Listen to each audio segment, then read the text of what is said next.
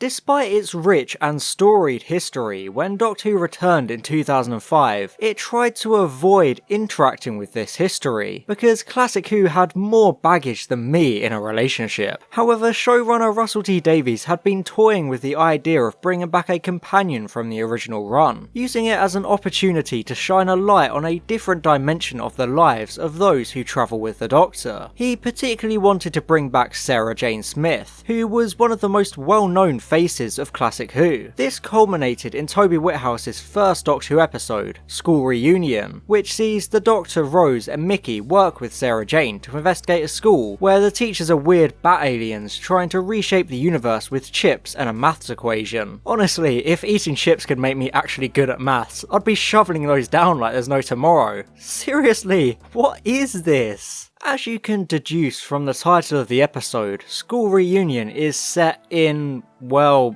a school. Gold star if you worked that one out. Even though it's short-lived, I like that our protagonists infiltrate the school, leading to fun moments of the Doctor trying to teach completely vacant-eyed children. And then there's an entertaining scene between him and Rose, who is reluctantly a dinner lady serving up chips, which we later find out are covered in krillitane oil that gives the school children 400 IQ big brains. The Krillitane's plan is very confusing and borderline laughable. Their big scheme is to crack the stasis paradigm, which is a mathematical equation or universal code that will allow them to reshape the entire universe? Somehow? It's never really explained how this is actually possible. In order to crack the code, the Krillitane are using the imaginations of the children as a supercomputer, which sounds great on paper, but in practice it looks a bit lame, with sequences of children sitting at chunky computers, tapping away like they're hackers in any Hollywood film. It just doesn't come across as the dramatic, high-stakes atmosphere that Toby Whithouse probably intended, because it just looks kind of goofy, especially with that green CBBC lighting. I used to like the Krillitane when I was a kid, but they're actually a really weak monster that looks a bit more like a cartoony looking version of the Reapers from Series 1. Their core concept is a really interesting and unique idea. They're shapeshifters who appropriate physical characteristics of races when they take over new worlds, meaning they always look different. Funnily enough, the best thing about the Krillitane is the moments with Mr. Finch, the one who is always in human form. Anthony Head is absolutely brilliant in the role of Mr. Finch. He's so sinister and creepy. It's perfect, and his knowledge of the Doctor and the Time Lords makes him feel like a more intelligent, dangerous threat. I do like how he tries to use the Time War to convince the Doctor to help the Krillitane, suggesting that the Doctor can use the stasis paradigm to restore Gallifrey and the Time Lords. Even though it's obvious that the Doctor won't join him, I think it's a good scene and shows how Mr. Finch is a smarter villain than usual. Mr. Finch has such a great presence throughout the episode, and I think he's a really underrated villain. You can tell he's evil just by looking at him. He even walks like an evil monster. But to be honest, much like the Autons in Rose, the Krillitane are never really meant to be the main focus of the episode, because it's all about Sarah Jane Smith. May I introduce Miss Sarah Jane Smith? Miss Smith is a journalist who's writing a profile about me for the Sunday Times. The main focus of the episode is actually all about the Doctor being reunited with Sarah Jane Smith, who was arguably the most well-known and iconic companion of Classic Who, appearing alongside both the third and fourth Doctors, and even having her own short-lived spin-off alongside K9 the robot dog. Bringing back a companion from the original run was a big deal, because it's the first time New Who definitively recognised Classic Who's existence, rather than just referencing it. We're introduced to Sarah Jane early on because she is also infiltrating the school, returning to her journalism roots. I personally find it quite poetic that Sarah Jane's introductions in both runs of the show has her as a journalist. Her character in School Reunion feels on point, like a natural continuation of her character in Classic Who. I love the scene in the staff room where the Doctor is reintroduced to Sarah Jane. You can really see the happiness and pride in his eyes, knowing that she is still trying to investigate and stop aliens all these years after he left her, even though he has regenerated numerous times since he left her behind. School Reunion does such a great job at making you feel nostalgic for Sarah Jane, even if you're new to the show, which a lot of people were. The scene where she finds the TARDIS is amazing, with Sarah recognising him at last, and we see his grief about the Time War bubbling to the surface, because she's a reminder of his past, which he tries so hard to run from.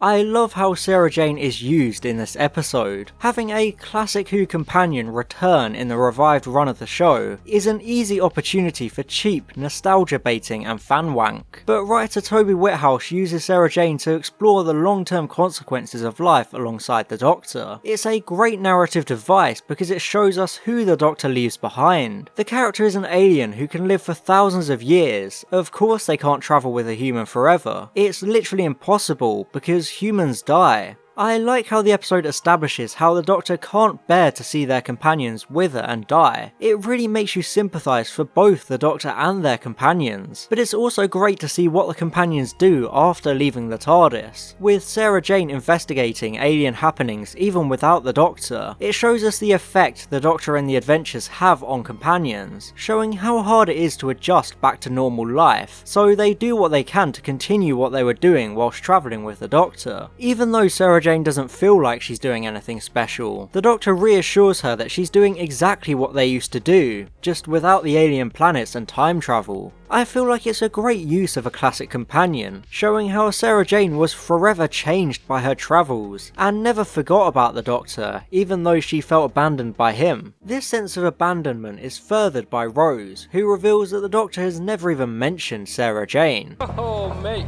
the missus and the ex, welcome to every man's worst nightmare.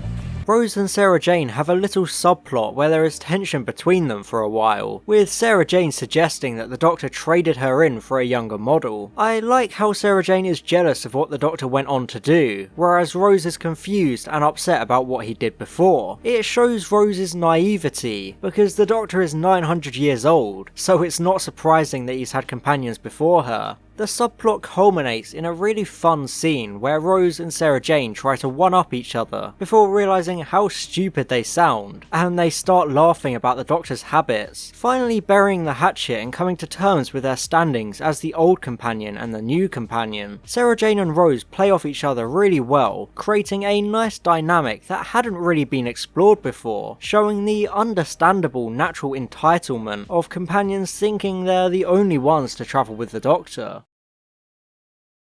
Even though Sarah Jane's return is the main event, School Reunion also brings back K9, the robotic dog from the 4th Doctor's last 3 seasons. Much like Sarah Jane, the episode makes you feel nostalgic for K9, even if you aren't familiar with Classic Who. During Classic Who, K9 was infamous for being difficult to work with, because the prop was hard to control and would always have technical issues. Well, you know what they say, never work with kids or animals. I guess that extends to metal animals too. Even though the prop was still dodgy and caused issues during the filming for School Reunion, K9 really benefits from the modern technology of New Who, appearing much more mobile and nimble, which is shown when K9 takes on a group of Krillitane. K9 also helps serve as a parallel for Mickey Smith, with Mickey being the third wheel to the Doctor and Rose, like K9 was the third wheel to the 4th Doctor and his companions. It kicks off Mickey's character development during Series 2, as he becomes determined to prove himself as more than the Tin Dog, and he does just that, with both Mickey and K9 playing a big part in the resolution of the story. Mickey rescues all of the children and stops the Krillitane's plan by simply unplugging the computers, before K9 sacrifices himself to blow up the Krillitane and the school, which a kid weirdly takes credit for. Did you have something to do with it? Yeah, I did. Oh my god. Kenny blew up the school! It was Kenny!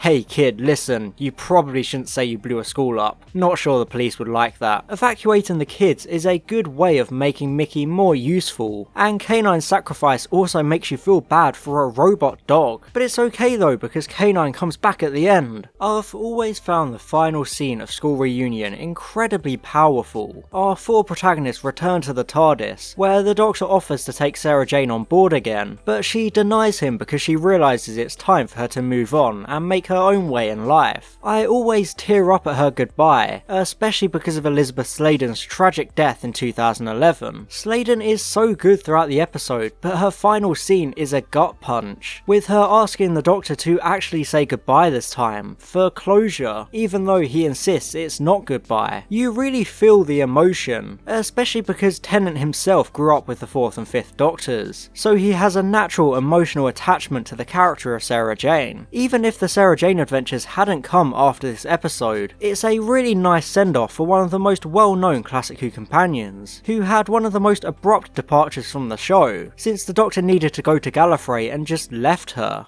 Did I do something wrong? Because you never came back for me. You just dumped me.